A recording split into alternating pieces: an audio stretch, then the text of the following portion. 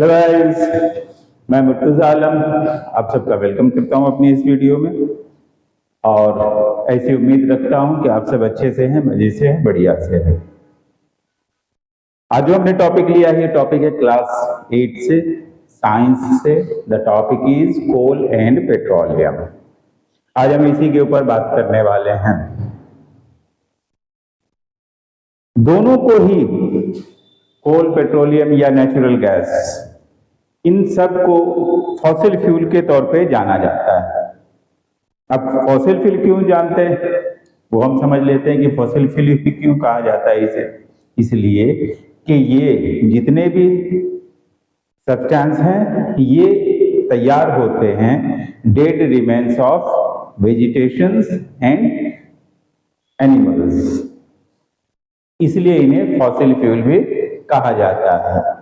वैसे तो शुरुआत में जब इन्हें एक्सट्रैक्ट किया जाता है तो ये एक शक्ल में होते हैं, लेकिन आगे चल के इनके कई सारे बाय प्रोडक्ट्स भी हमें मिलते हैं जो हमारे लिए बहुत ही यूजफुल हैं। तो आइए अब एक एक करके इन्हीं के बारे में जानते हैं। कोल एंड पेट्रोलियम, साइंस और क्लास 8 से है ये टॉपिक।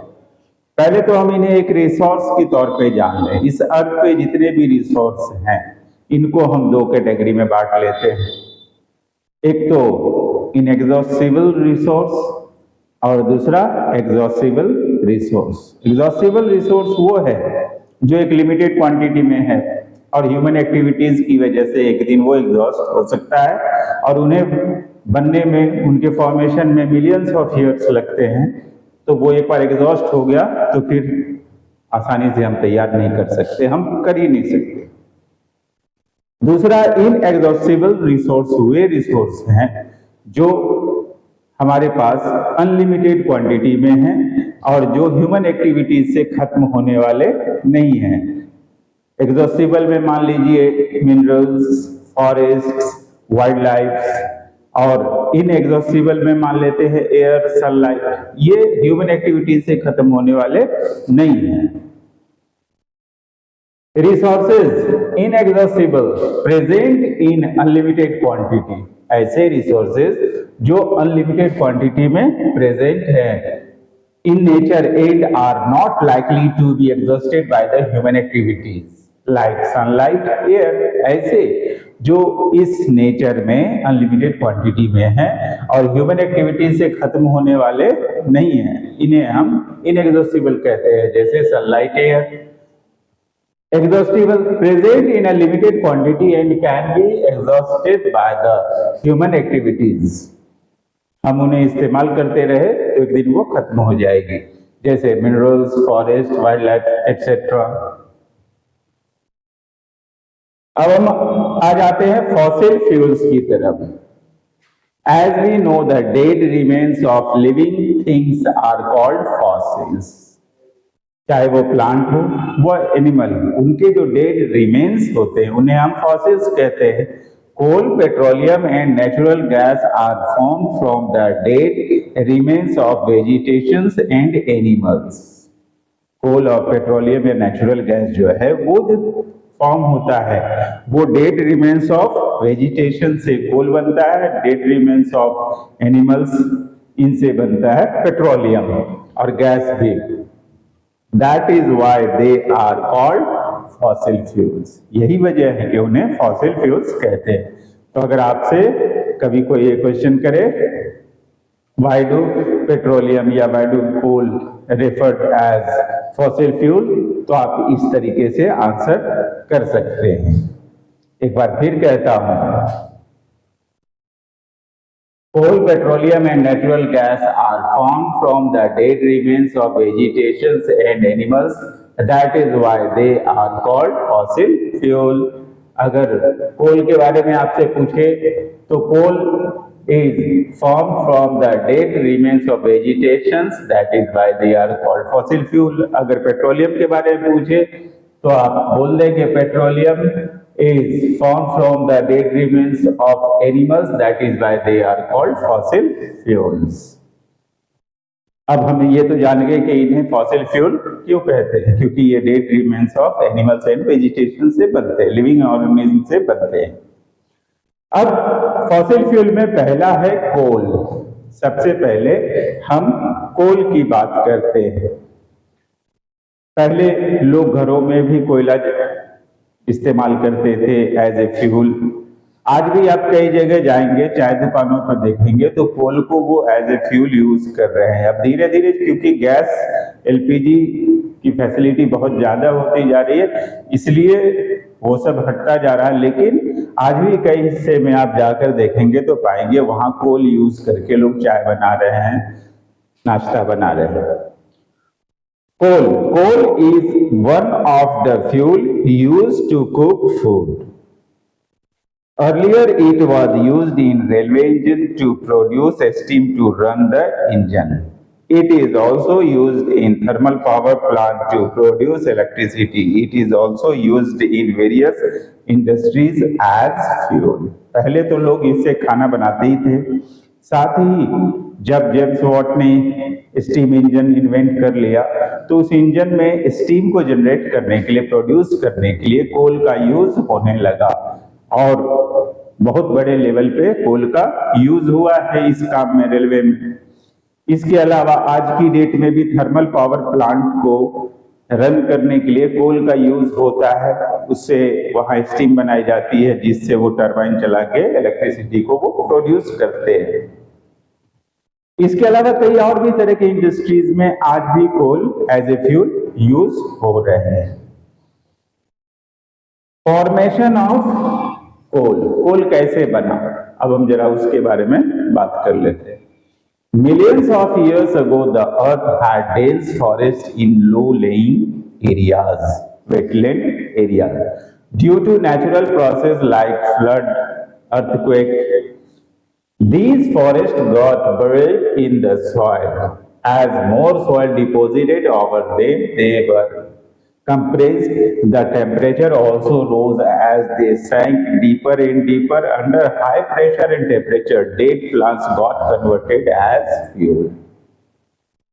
Millions of years पहले, लगभग 30 करोड़ साल मान लेते हैं, इतना पहले जब इंडिया एशिया की प्लेट से जुड़ा हुआ नहीं था, ये गोंडवाना लैंड का ही हिस्सा हुआ करता था, उस समय की बात है। वे सारे प्लांट्स जब जो वेटलैंड में होते थे वो नेचुरल प्रोसेस की वजह से, चाहे वो फ्लड हो जाए, अर्थक्वेक हो जाए, वे सब धंसकर जमीन के अंदर समा गए। समय के साथ उसके ऊपर और डिपॉजिट होता चला गया सॉइल, रॉक्स, और वो नीचे गहरे में जाते चले गए। नीचे गहराई में हाई टेम्परेचर और हाई प्रेशर में रहने की वजह से वो कंप्रेस होते रहे और धीरे धीरे करके इन मिलियंस ऑफ ईयर्स में वो कोल में कन्वर्ट हो गए। तो इस तरीके से फॉर्मेशन हुआ है कोल का। एक बार मैं फिर से बोलता हूं, जरा ध्यान देंगे। Millions of years ago, the earth had dense forest in low-lying wetland areas. Due to natural process, these forests got buried in the soil. As more soil deposited over it, समय के साथ उस पे और मिट्टी जमा होता चला गया। They were compressed, और इस तरह से वे कंप्रेस भी होते चले गए।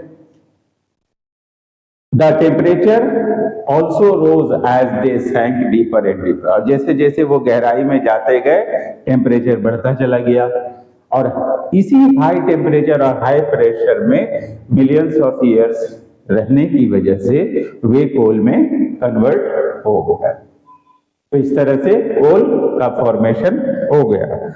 अब हम बात करते हैं कोल से हम क्या प्रोडक्ट लेते हैं और उनसे हमें क्या फायदा होता है, अब उनके बारे में बात करेंगे। प्रोडक्ट्स ऑफ कोल, प्रोसेसिंग करके कोल से और क्या क्या हम एक्सट्रैक्ट कर सकते हैं। Coal is processed in industries to get some useful product such as coke, coal tar and coal gas. यहां हम 3 प्रोडक्ट इसके बात करने वाले हैं। एक तो Coke.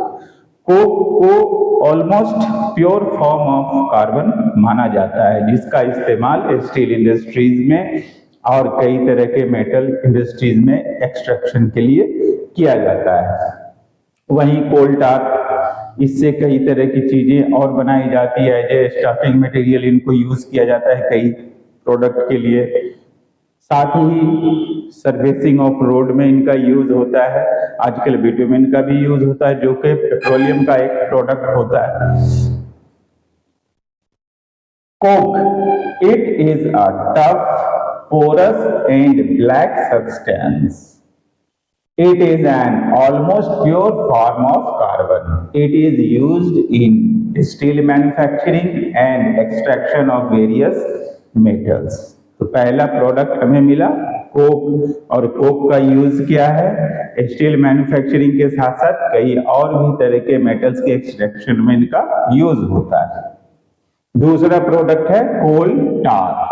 It is used as the starting material in manufacturing of various substances like perfume, dyes, drugs, explosives, paints, and many other substances. This is also used in surfacing the road. कई तरह की चीजों के starting material के तौर पे ये use होता है कोल टार। साथ ही सरफेसिंग ऑफ रोड में भी इनका यूज होता है।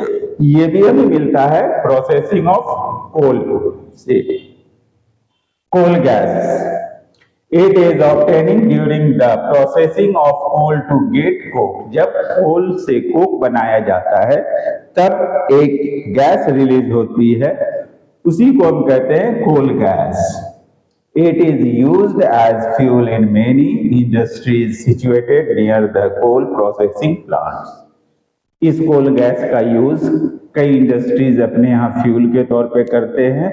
वे इंडस्ट्रीज जो कोल प्रोसेसिंग प्लांट के आसपास हों, सिचुएटेड हों, उनके लिए ये सही रहता है, उनको सूट करता है, वो इनका यूज एज ए फ्यूल करते हैं।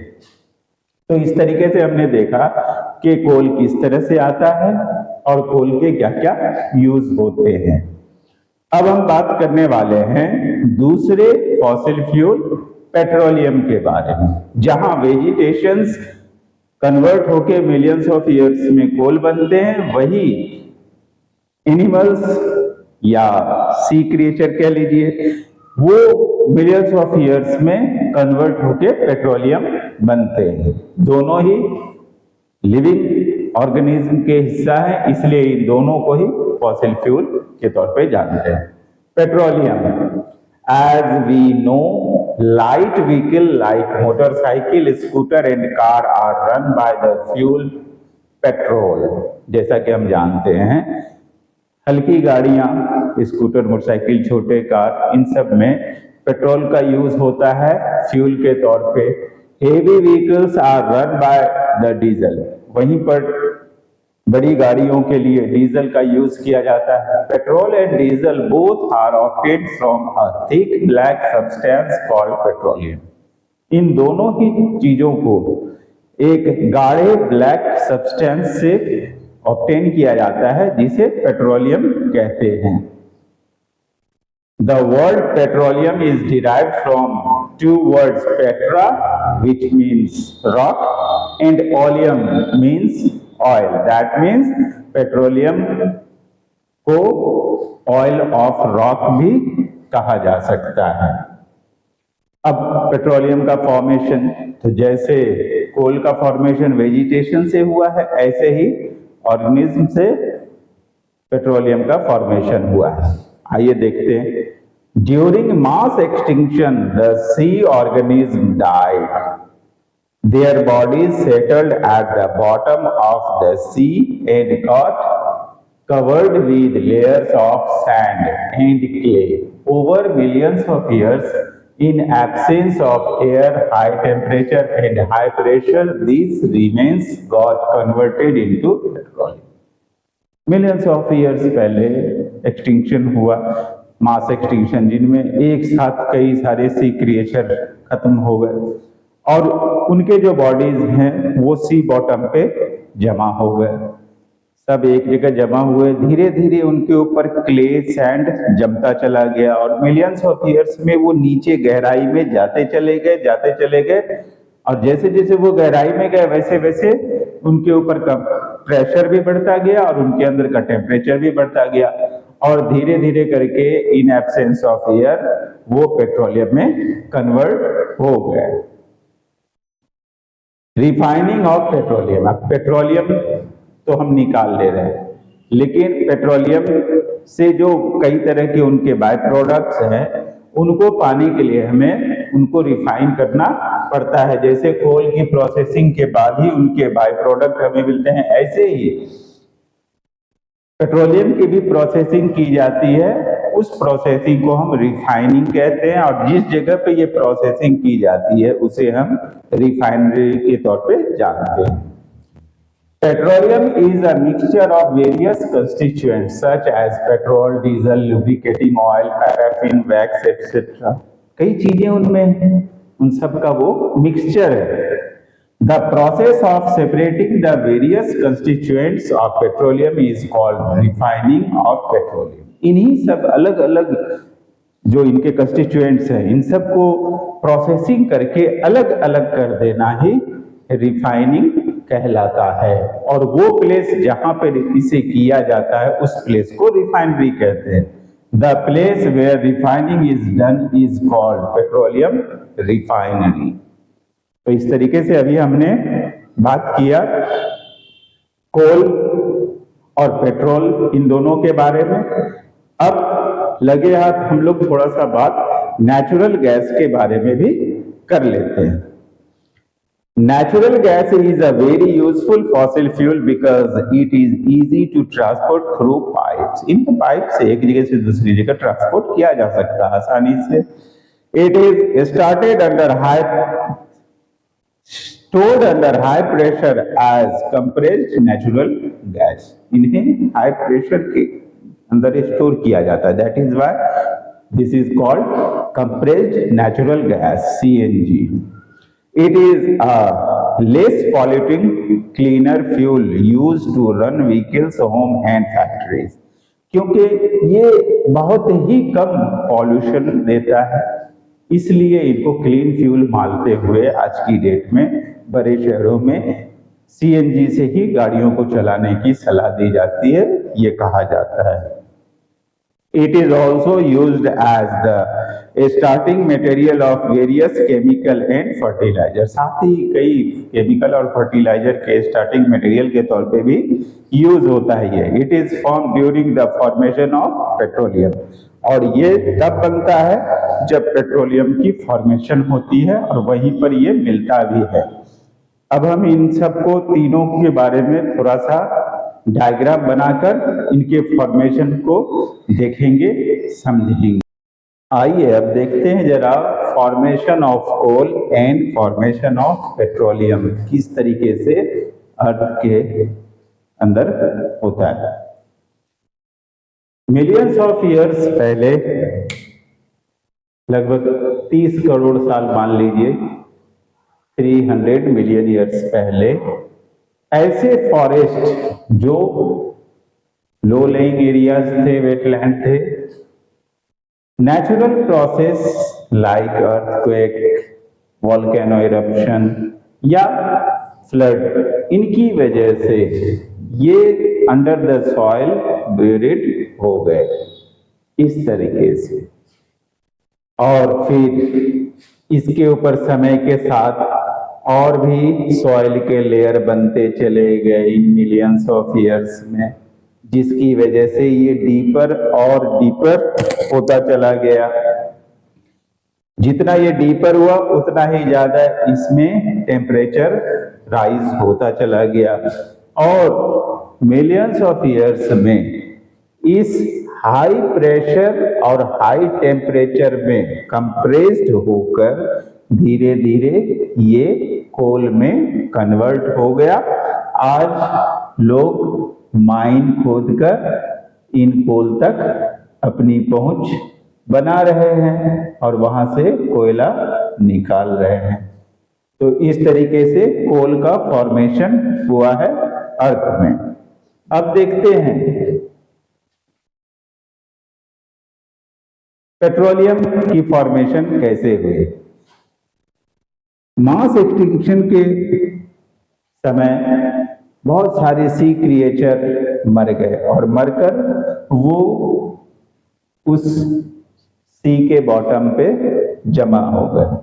समय के साथ उसके ऊपर मड, क्ले जमा होता चला गया और मिलियंस ऑफ ईयर्स में ये लेयर बढ़ता चला गया और जितना ये नीचे गया उतना ही ज्यादा ये कंप्रेस होता चला गया, उतने ही ज्यादा इसके टेम्परेचर बढ़ते चले गए, एयर से इनका कांटेक्ट टूट गया और फिर इसके अंदर केमिकल एक्टिविटीज की वजह से धीरे धीरे करके ये ऑयल में, पेट्रोलियम में कन्वर्ट हो गए।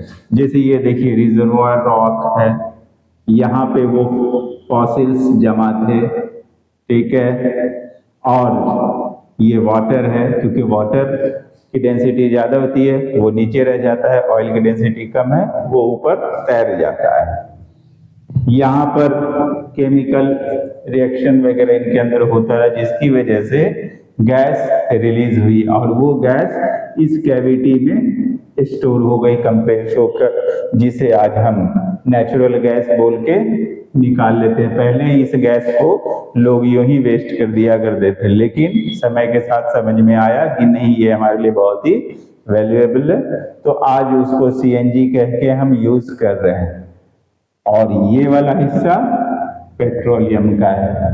तो इस तरीके से अर्थ में, और ये बना है सी क्रिएचर्स के डेड रिमेन से और कोल बना है वेजिटेशन के डेड रिमेन से। दोनों ही मिलियंस ऑफ ईयर्स के प्रोसेस का नतीजा होता है और दोनों ही हमारे लिए इसलिए फॉसिल फ्यूल कहलाते हैं क्योंकि ये दोनों ही लिविंग ऑर्गेनिज्म के रिमेन से बने हैं, लिविंग थिंग के रिमेन से बने हैं।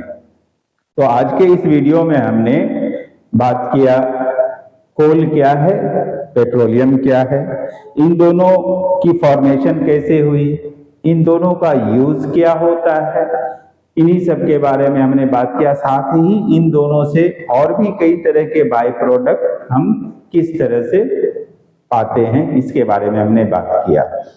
उम्मीद करता हूं आज जो भी बात बताई गई है, जो भी कुछ समझाया गया है, आप लोग के बात समझ में आए और आप लोग इससे फायदा उठाएं। मेरे इस वीडियो को लाइक शेयर सब्सक्राइब करें और अपना कीमती कमेंट देते रहें। Thank you very